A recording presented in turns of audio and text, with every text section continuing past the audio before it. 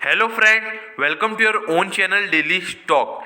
आज की वीडियो में मैं आपको इंडिया सीमेंट कंपनी का एनालिसिस बताने वाला हूं और ये भी बताऊंगा कि क्या आपको इसमें इन्वेस्टमेंट करना चाहिए या फिर आपको इस शेयर को अवॉइड करना चाहिए। तो ये पूरी जानकारी आपको इस वीडियो में मिलने वाली है, तो आप वीडियो को एंड तक जरूर देखिएगा।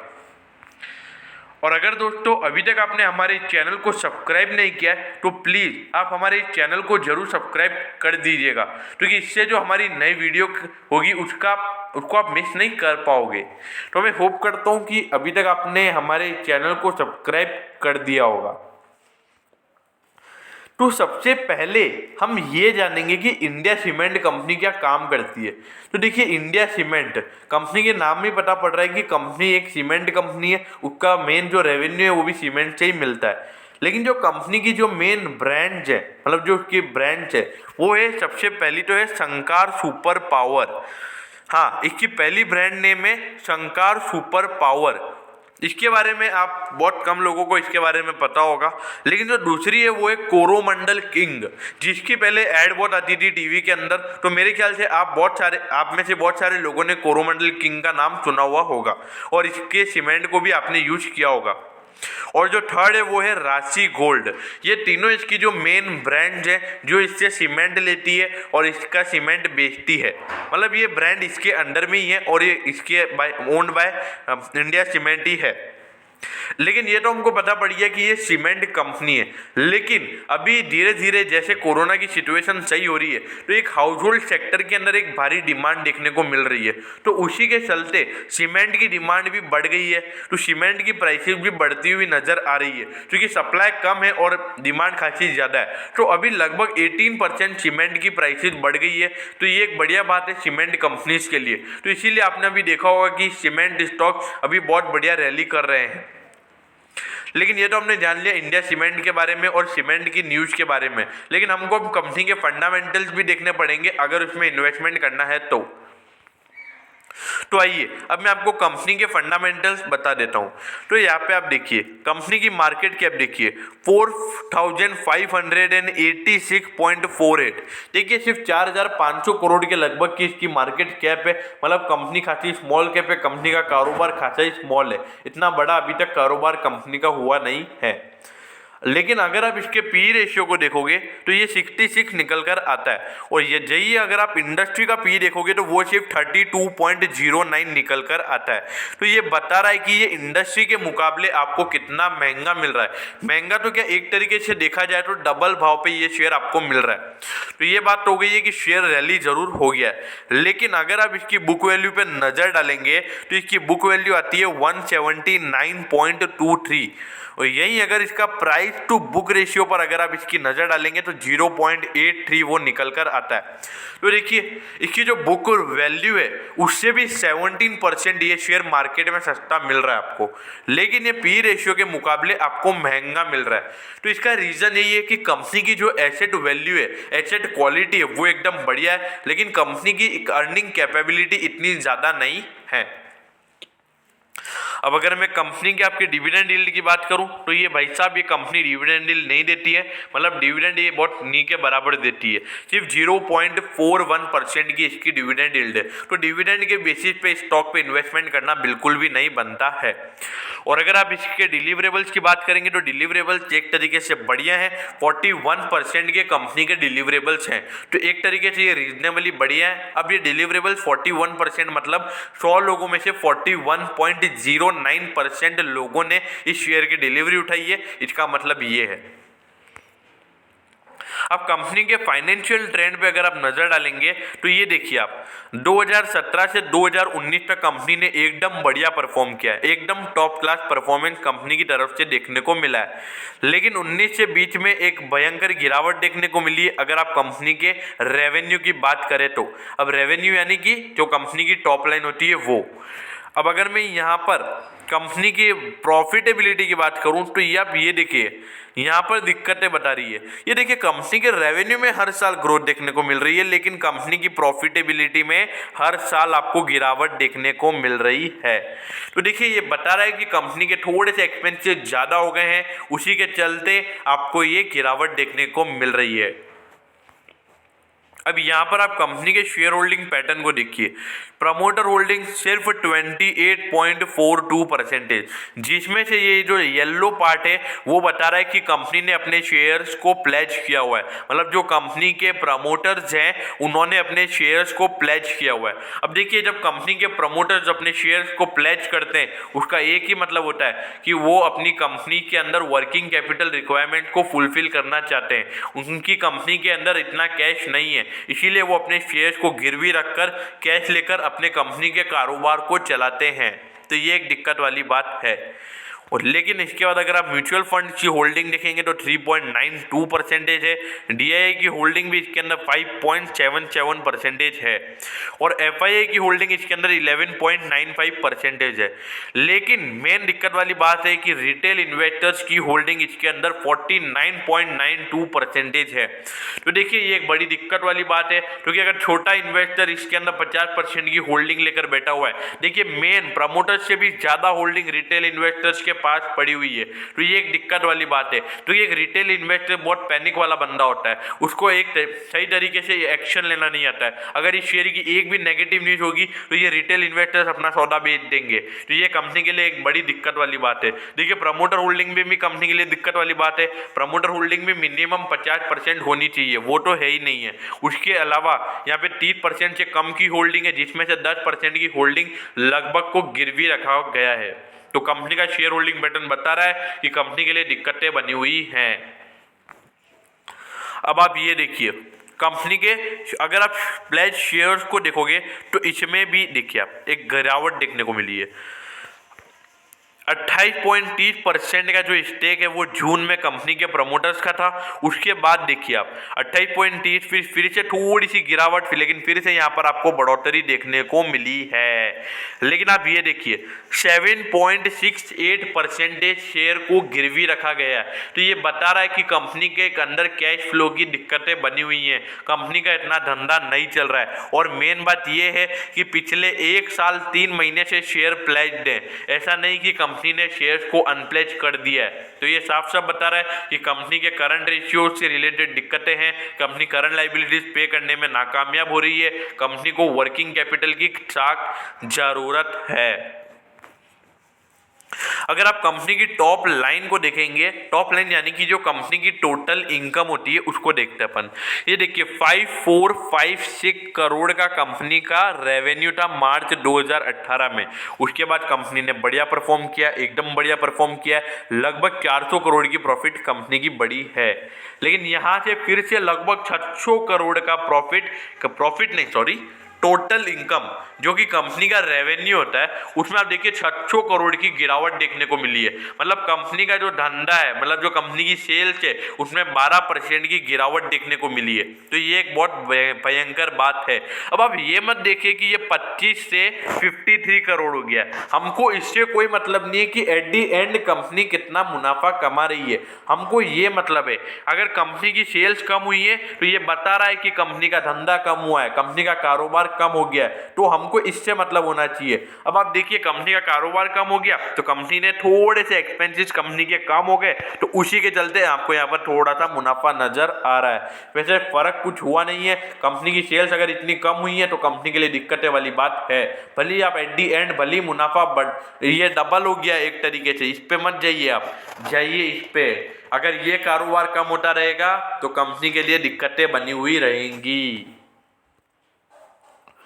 अब आप ये देखिए कंपनी के अर्निंग पर शेयर पर अब अगर आप नजर डालोगे तो 2018 से 19 में तो 2 रुपए की गिरावट होगी, फिर से यहाँ पर 9 रुपए की बढ़ोतरी देखने को मिली है। देखिए जो अर्निंग पर शेयर होता है कंपनी का वो नेट प्रॉफिट के बेसिस पर निकलता है, तो नेट प्रॉफिट कंपनी का डबल हुआ है। अब उसका रीजन यही है कि कंपनी के एक्सपेंसेस एकदम नी के बराबर हो गए, तो उसी के चलते आपको थोड़ा ये अर्निंग पर शेयर में ग्रोथ देखने को मिला है। लेकिन भाई साहब इसकी सेल्स कम हुई है, कंपनी का धंधा कम हुआ है, तो इसके लिए बी कॉशियस। और अगर कंपनी के मैं बुक वैल्यू की बात करूं तो कंपनी की बुक वैल्यू 18 से 19 में 3 रुपए गिरी थी, लेकिन फिर से यहां पर 10 रुपए बढ़ी है। तो कंपनी की बुक वैल्यू तो एक तरीके से बढ़िया नजर आ रही है। कंपनी की बुक वैल्यू एकदम पॉजिटिव इंडिकेशन दे रही है। अब अगर कंपनी के मैं डिविडेंड की बात करूं तो देखिए भाई साहब भले ये शेयर 160 रुपये के लगभग का है, लेकिन डिविडेंड नी के बराबर है। 0.80 रुपीज पहले देता था और अब तो और डिविडेंड कम ही कर दिया, सिर्फ 0.6 रुपीज का डिविडेंड एक शेयर के ऊपर। तो देखिए ये बहुत कम डिविडेंड है। डिविडेंड के बेसिस पे भी स्टॉक में निवेश करना बहुत बेगुनाही वाली बात यहाँ पर नजर आ रही है। कंपनी के ग्रॉस प्रॉफिट मार्जिन परसेंटेज पर अगर आप नजर डालोगे तो ये तो लगभग 11 से 13% के लगभग रहा है पिछले 3 साल की अगर मैं बात करूं तो। और उसके बाद अगर मैं कंपनी के ऑपरेटिंग मार्जिन परसेंटेज की बात करूं तो आप ये देखिए, ये 7 से 8%, सॉरी 6 से लेके 8% के लगभग कंपनी का ऑपरेटिंग मार्जिन परसेंटेज है। देखिए दोनों ही मार्जिन परसेंटेज इतना अट्रैक्टिव नहीं है, दोनों ही लगभग 20% से ऊपर या फिर मिनिमम 10% से ऊपर होने चाहिए। अब एट दी एंड अगर आप कंपनी के नेट प्रॉफिट मार्जिन पर अगर आप नजर डालेंगे तो खासा ही पुअर यहाँ पर कंपनी का नेट प्रॉफिट मार्जिन परसेंटेज है। ये देखिए 2018 में 1.29%, मतलब कंपनी ने 100 रुपये की सेल के ऊपर सिर्फ 1.29 रुपीज कमाया। फिर उसके बाद देखिए सीधा 0.43 हो गया ये, मतलब कंपनी ने अगर 100 रुपये का प्रोडक्ट बेचा है, मतलब 100 रुपये का सीमेंट अगर बेचा है फॉर एग्जांपल, तो कंपनी ने सिर्फ 0.43 रुपीज का मुनाफा कमाया है। और अभी ये देखिए सिर्फ 1.03। तो देखिए कंपनी का नेट प्रॉफिट मार्जिन परसेंटेज भी खासा पुअर है। ये बता रहा है कि कंपनी में मार्जिन परसेंटेज की बहुत दिक्कत है, इस सेक्टर में खासी कंपटीशन है और इसमें इंडिया सीमेंट को भारी दिक्कतों से गुजरना पड़ रहा है। अब आप ये देखिए कंपनी का रिटर्न ऑन इक्विटी परसेंट भी बिल्कुल फ्लॉप है, कोई मतलब इतना बेकार है कि जिसकी कोई हद ही नहीं है। देखिए मैं अधिकतर जिन कंपनी का रिटर्न ऑन इक्विटी 20% होता है उनको मैं एकदम बढ़िया मानता हूँ। और अगर by chance return on equity 5% भी हो, लेकिन अगर वो पिछले 3 साल से ग्रोथ में नजर आ रहा हो तो मतलब मैं उसको बढ़िया मानता हूँ। लेकिन यहाँ पर गिरावट है, 1.23 से सीधा 0.40 और इस बार तो सीधा 0.91 हो गया है। तो देखिए ये कंपनी के लिए दिक्कत बता रही है। ये बता रहा है कि कंपनी ने अगर 100 रुपये डालें तो सिर्फ 0.91 पैसे का कंपनी को मुनाफा हुआ है। तो देखिए ये कंपनी के लिए दिक्कतें बता रहा है। अगर कंपनी के मैं आरओसी की बात करूं तो देखिए पिछले 3 साल से लगातार कंपनी के आरओसी में भी आपको गिरावट देखने को मिल रही है। तो देखिए कंपनी का आरओसी भी एकदम पुअर है, कंपनी का रिटर्न ऑन इक्विटी भी एकदम पुअर नजर आ रहा है। अगर कंपनी के मैं रिटर्न ऑन एसेट परसेंटेज की मैं बात करूं तो देखिए 18 से 19 में इसमें भी भयंकर गिरावट है, फिर उसके बाद से 19 से 20 में भी एक थोड़ा सा ग्रोथ देखने को मिला है, लेकिन ये भी 1% से कम ही है। तो अगर आप देखिए कंपनी के जो रिटर्न रेशियोज हैं वो एकदम खासे ही पुअर नजर आ रहे हैं। ये बता रहा है कि कंपनी में बिल्कुल भी ग्रोथ वाली बात यहाँ पर नजर आई नहीं रही है, कंपनी में कोई ग्रोथ यहाँ पर आपको दिखाई नहीं दे रही है। अब आप ये देखिए मैं आपको इसीलिए बता रहा था कि कंपनी ने अपने शेयर को प्लेज क्यों किया हुआ है। ये देखिए 2018 में 1.02, ये एक बढ़िया करंट रेशियो है। इससे मतलब कंपनी एक बारी को अपने करंट लाइबिलिटीज पे कर सकती है, लेकिन इसके बाद ये 1 से कम हो गया। अगर 1 से कम हो जाता है तो कंपनी के लिए दिक्कतें बन जाती है। तो मतलब उस वक्त क्या हो जाता है कि कंपनी लाइबिलिटीज पे नहीं कर पाती है, क्योंकि कंपनी के जो एसेट्स वो लाइबिलिटीज से कम है। तो इसीलिए ये 0.93, तो इसीलिए जो कंपनी के शेयर को प्लेज किया गया है वो इसीलिए किया हुआ है ताकि वो अपनी लाइबिलिटीज जो कि उनको 1 साल के अंदर चुकानी है उसको पे कर सके। उसके बाद अगर आप देखेंगे तो फिर से यहाँ पर गिरावट देखने को मिली है। तो ऐसा मैंने आपको शुरू से बोला है कि कंपनी के एक कैश इनफ्लो की दिक्कतें बनी हुई हैं, तो उसके लिए उसको फुलफिल करने के लिए कंपनी ने अपने शेयर्स को प्लेज किया हुआ है। मतलब जो कंपनी के प्रमोटर्स हैं उन्होंने अपने शेयर्स को प्लेज किया हुआ है। और अगर आप कंपनी के क्विक रेशियो को देखोगे तो कंपनी का क्विक रेशियो भी पिछले 3 साल से लगातार गिर रहा है। तो कंपनी के लिए दिक्कतें बनी हुई है, कंपनी बहुत बुरे समय से गुजर रही है। अब आप ये देखिए कंपनी का डेट टू इक्विटी रेशियो है लेकिन थोड़ा नी के बराबर ही है। मतलब आप देखिए सिर्फ 0.58 से लेके 0.59 तक का कंपनी का डेट टू इक्विटी रेशियो है। तो देखिए कंपनी का डेट तो है लेकिन नी के बराबर है। मतलब 1 रुपये की इक्विटी के ऊपर कंपनी ने 0.58 रुपीज का डेट लिया हुआ है। लेकिन देखिए डेट है लेकिन कंपनी का इतना कारोबार चल नहीं रहा है, तो उसके मुकाबले ये डेट भी मैं ज़्यादा बोलूँगा। और ये मेरे ख्याल से इस सेक्टर के अंदर कॉम्पिटिशन भी खासा ज़्यादा है, तो इस सेक्टर के लिए मेरे हिसाब से कंपनी को सर्वाइव करने में बहुत दिक्कतें हो रही है। और जिस तरीके से धंधे में दिक्कतें नज़र आ रही है साफ साफ ये पता पड़ रहा है मेरे को कि कंपनी में इन्वेस्टमेंट करना नहीं चाहिए। अब मैं आपको और फैक्टर्स भी बताता हूँ। इसका इंटरेस्ट कवरेज रेशियो पे अगर आप नजर डालेंगे तो आप देखिए मार्च 2018 में 1.25 था इसका इंटरेस्ट कवरेज रेशियो, उसके बाद 1.14 हो गया और इस बार 1.11 हो गया। तो ये क्या बता रहा है, ये बता रहा है कि कंपनी का जो इंटरेस्ट पे करने की जो कंपनी की क्षमता है उसमें भी एक गिरावट है। मतलब कंपनी ऐसा अगर ये 1 से कम हो जाता है तो फिर ऐसा माना जाता है कि कंपनी अपना इंटरेस्ट भी पे नहीं कर पाएगी। तो ये कंपनी के लिए एक दिक्कत वाली बात है। ये भी हर साल गिर रहा है, कंपनी में हर चीज़ें नेगेटिव नज़र आ रही है अगर फंडामेंटली देखा जाए तो। अब आप ये देखिए इंडिया सीमेंट का शेयर जो कि अभी चल रहा है 147.85 रुपीज़ पे, लगभग 1% की गिरावट इसमें पिछले ट्रेडिंग सेशन में देखने को मिली है। ये आप इस पे नज़र डालिए, इसका ऑल टाइम हाई देखिए आप 226.25 का इसका ऑल टाइम हाई है। मतलब ये 30% डिस्काउंट पे मिल रहा है आपको इसके ऑल टाइम हाई से। लेकिन इसका जो धंधा है, जो इसका प्री धंधे का लेवल था 2019 में जब ये इतना बढ़िया धंधा होता था, वो धंधा भी अब कम होता जा रहा है। कंपनी की आरओई एकदम बेकार है, कंपनी एकदम मतलब बिल्कुल भी ऐसा लग नहीं रहा है कि कंपनी में इन्वेस्टमेंट करना बनता है। लेकिन देखिए इंडिया सीमेंट कंपनी का एक ब्रांड नेम जरूर है, लेकिन मेरे ख्याल से इसमें इन्वेस्टमेंट नहीं करना चाहिए क्योंकि कंपनी का जो फंडामेंटल्स हैं वो एकदम पुअर नज़र आ रहे हैं और मेरे ख्याल से इस शेयर को आपको अवॉइड ही करना चाहिए क्योंकि ये शेयर भी अभी खासा महंगा भी हो गया। आप देखिए भले ही ये शेयर आपको 147 रुपीज़ पे मिल रहा है, भले ही शेयर का भाव 150 रुपये, लेकिन कारोबार कंपनी का कम है, खासा नहीं के बराबर कंपनी का कारोबार है।